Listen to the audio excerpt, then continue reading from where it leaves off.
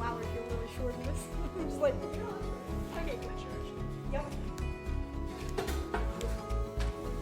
Do you want to go or should I go? I don't think it doesn't matter to me. Go ahead. I don't know. I don't want to sit on that. Yes. Ever. We'll sit on the.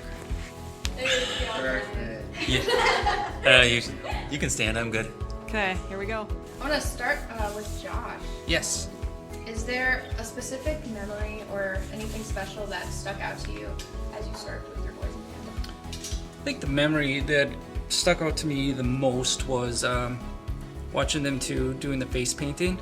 The amount of when I was able to see them, their smiles that they had, and all these kids coming up to them and pointing at different pictures and they're drawing them on. And I know Alex was saying that one kid just kept drawing more and more stuff on his face, and just that they were happy doing it. I think one of the memories would be like doing the concrete on that Tuesday, because we were just working alongside each other and we're all doing the same thing for the same purpose and just together. You know, Brian and I actually talked a lot about this on the trip, of just multiple times that we were really impressed with this team. There was not once that we had asked this team twice to do something. It was kind of like, hey, there's concrete that needs to be moved. This sand pile needs to be moved. This needs to be washed. These people need to be served. And the team, they did it. And it was impressive. It was not pulling teeth. It was not asking twice. There was never a hesitation. And it was hot. It was really hot. Many were sunburned. Gabe was our hardest worker on the trip from with the concrete and everything.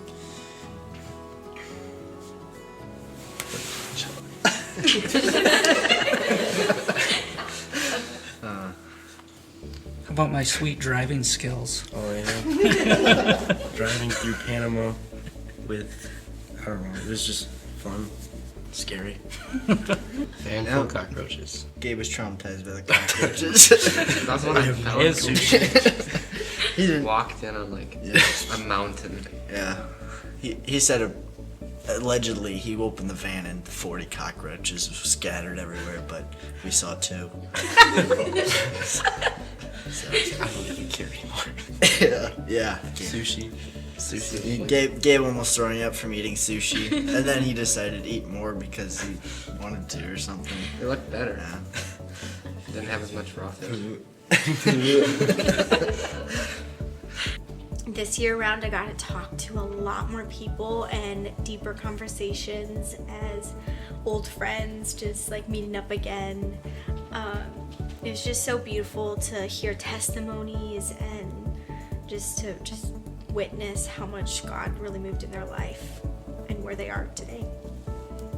I'm gonna piggyback off of you because it definitely was beautiful seeing the relational side of Panama, because like I've told these guys before in our debriefs, for me personally, I thought going on mission trips was just about like bringing materials to Panama or just bringing money or bringing, you know, anything that you have to offer to the table. You think in the United States like we're more privileged, but in the relational side, I feel like we're almost lacking in that. So just getting to be more relational this time around and really solidifying my relationships there, like with Alan and Aaron and with Anna Sophia. It was just an amazing experience, especially with the kids too. I absolutely love being with the kids in Panama and just seeing their joy and their willingness to give is an incredible reset for me. So I'd have to say how happy the people of Panama are, the ones that we interacted with, especially the church in Lidice, knowing that they don't have much, but they still have so much joy. Realizing, you know, the material things we have, they do not cause happiness. Or we go into there with the misconception of the church in, you know, the U.S. is so much more privileged because we have all this funding and all these resources, and all the churches in poorer countries like need our help somehow.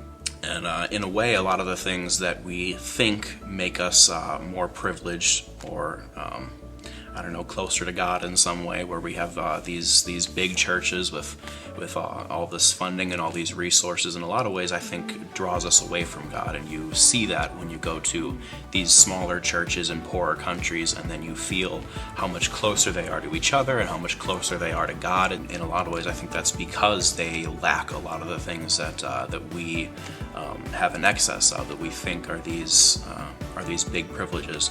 They don't have as much money, but they also don't have as many distractions. It kind of changes how I feel about the things that I have here. I have my house, I have my stuff and all of that, and I kind of take it for granted. And down there, interacting with these people, they have so little. And like seeing the children, their faces just light up getting this small little toy prize, like something that we look at and like it's a penny sort of thing, but they're just so excited and so happy about that.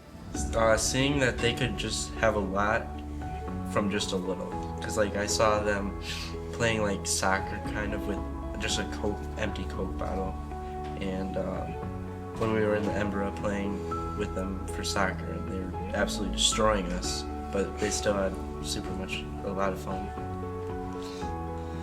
Yeah, I'd say going off that, but they give a lot with a little, like even though they may not have much, they try to give you and serve you all they can. Being able to like play with them, play soccer with them, even though we got destroyed and stuff, but just on a dirt field with trash and stuff in it, but it was still fun just to play with them, even though like we were playing with the bare minimum. I'd say like on that Wednesday we had that VBS thing and all the games and stuff at the church. We were handing food out to the kids, and we gave them hot dogs, and most of them only ate like a quarter of it to half of it, and they packed it back up and brought it home. Some of them didn't even eat their chips. And Why do you think they were packing it up? Never done that. to bring it home to their family. People here in America would just eat the whole thing and wouldn't even think about others, and that just showed like it's just they care about family more than anything else. This is like my first year and everything, but the people around me have been saying like every year we go back, it's just like we never left. I kind of saw that a little bit, but just how they treated us like family. With the group that we had a very physically capable individuals that were able to do the hard physical work.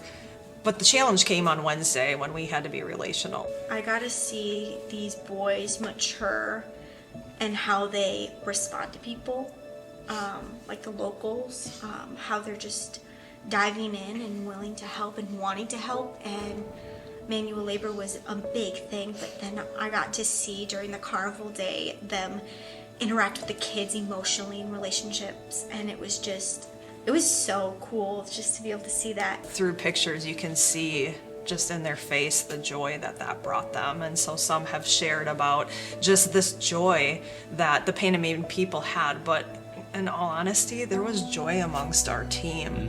We were able to just see this team step up. They can say that they saw joy in the Panamanian people. As leaders, we saw joy in this team through those experiences and that relational opportunity. It was just beautiful. Sunday morning worship, we were singing the song Goodness of God, and just, I'm singing as best I could in Spanish, and just realizing everything that has ever happened to me in my life, that God has been there, even when my faith hasn't been the strongest. From growing up to my time in the military, all the things that has ever happened to me where, like, I should be hurt from, family troubles, I don't know, you can name it, drinking, alcohol, all the dumb stuff that I've done throughout my entire life, realizing the goodness of God has been there for me like the entire time. I know that was very heartfelt. I could say that it was sweat running down my face, but I'm pretty sure it was tears. So very emotional part of the trip. and it was very showing as well. While we were there on Sunday, after the church service at the church, it's just that time of fellowship and everything like that. And I have a tendency to stand back and just observe, and just seeing the people of the church interacting with themselves, seeing our team interacting with the rest of the church and all of that. And it was pouring rain at that time, and they have a metal roof, and so it's really loud, and like you kind of can't hear anything. And so there's kind of a quiet and a stillness in that. And so just looking at all that, I just had a moment where I heard God say, "You say you love my church. You're here in Panama saying you want to love these people, saying you want to love my church. This is my church." And that was a huge moment for me, because I've known the church is more than just the building you're in. I've known it's the people. But honestly, I've always kind of seen it just as the people in the building you go to. But the church is everywhere. And it's the people all around the world that believe in a faith, and there's that connection through God, through that church. And just that was a moment of like, all right, God, I hear you, I see you. I want to love the church. I want to love all of it. I'm constantly reminded each year, like, this is a little glimpse of heaven. This is what it's going to sound like. We're going to look different. There'll be all different shades of colors. There's going to be all different sounds of languages, and yet we're all worshiping the same God. And so He's bigger than we give Him credit for. In the Bible, it talks about every nation, every tribe, and every tongue will know His name. And I get so emotional thinking about just seeing a sliver of that promise in this indigenous tribe, in this poverty community that has nothing, but they love Jesus so much. And it's so beautiful that Pastor Moises was obedient to God to lead this church in a community that didn't know who Jesus was. To see the transformation of the people of the congregation, and the fact that that congregation is growing so much that we had to build an additional wing. God is moving, and He doesn't stop. And it's very, very powerful and very enlightening that I need to continue to have the gospel in my heart at all times, to be able to share that and to create and keep that ripple effect and that legacy. So we've had a connection with that church for a while. What have you seen to be the most, just what's been most fruitful in your extended relationship with the church in Lidice and in your relationship with Pastor Moises? Since this trip, I've really been reflecting on a quote that I once heard, and that I'm watching this now, that we often overestimate what we can do in 1 year, but underestimate what we can do in 10. And we haven't hit 10 yet. We're close. We're a couple years away. But I just look back at some of the pictures from those first years, and the church is different. The people are different. The leaders of the church now, they were young teeny boppers at that point, and now they're leading worship and all sorts of things, and leading their children's ministries, and even the Global Fingerprint sponsorship program, the child sponsorship program.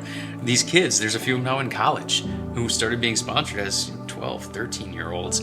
And so we're seeing the fruit from some of that as well. I had very little expectations year one, but I'm watching 8 years into the making of something that's pretty cool. Not just physical building, but relational that's happening. They call us family. And to be called family and to be welcomed and hey, you come back, bring more of your family, bring more of the church body, bring more of our personal families. You don't just have that from a week out of a year that you spend with other people. You have that because the relationships have grown in depth. And that was really impactful for me, hearing them say, "Your family, we'll see you soon." I thought that was really cool. Even saying goodbye. Saying goodbye is often hard because you spend time with them and you know it's going to be another year before we see them again. But one of the sayings that I heard in my first trip down there still sticks with me as we say goodbye. It's like, all right, we'll see you again, either here, there, or in the air.